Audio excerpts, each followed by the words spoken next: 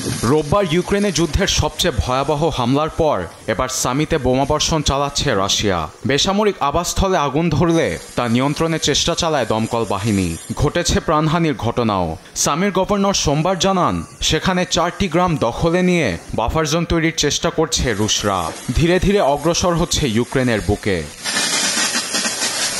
রুশ আগ্রাসনের তীব্রতায় এবার অস্ত্র ব্যবহারের ক্ষেত্রে রেঞ্জের পরিধি বাড়াতে সম্মত হয়েছে যুক্তরাষ্ট্র, যুক্তরাজ্য ও ফ্রান্স।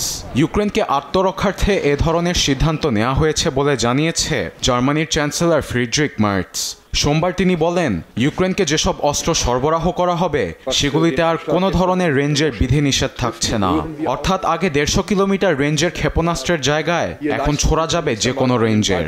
এমন সিদ্ধান্তকে ভয়ঙ্কর আখ্যা দিয়েছে ক্রেমলিন। এদিকে রুশরা হামলা আরও বেগবান করার পরিকল্পনা করছে বলে জানান ভলোদিমির জেলেনস্কি। পুতিন যুদ্ধের ইতি টানতে অনিচ্ছুক জানিয়ে অস্ত্র সরবরাহে চীনের দিকে আঙ্গুল তুলেছে ইউক্রেন। আমরা আগেও বলেছি, চীন রাশিয়ার কাছে অস্ত্র সরবরাহ করেছে। এবার আমাদের হাতে তথ্য এসেছে, বেইজিং 20টি রুশ সামরিক কারখানায় অস্ত্রের গুরুত্বপূর্ণ উপকরণ এবং সামরিক সরঞ্জাম সরবরাহ করেছে।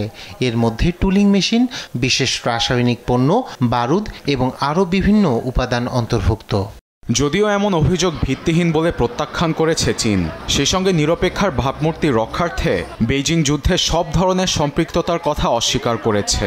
এরই মধ্যে ইউক্রেন চীনা 3 প্রতিষ্ঠানের উপর নিষেধাজ্ঞা আরোপ করে। এমন পরিস্থিতিতে মস্কোর সঙ্গে ব্যাপক হারে বাণিজ্য বাড়িয়েছে চীন। এদিকে ইউক্রেনকে সহায়তায় পুরো ইউরোপ একজোট হয়েছে বলে জানান জার্মান পররাষ্ট্রমন্ত্রী ইয়োহান ওয়েটফুল। সেই সঙ্গে পুতিনকে দিয়েছেন কঠোর হুঁশিয়ারি। যুদ্ধ বন্ধে ইউক্রেন আলোচনায় বসতে চাইলেও পুতিন তা চাইছেন না। একের পর এক ড্রোন ও হামলা চালিয়ে যাচ্ছেন। তিনি শান্তির জন্য প্রস্তুত না। যতক্ষণ না পর্যন্ত রাশিয়া রাজি না, ইউক্রেন আমাদের উপর ভরসা রাখতে পারে।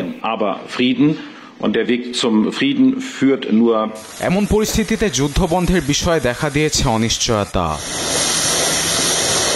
আরবেদ আফসার, নিউজ ডেস্ক, দেশ টিভি।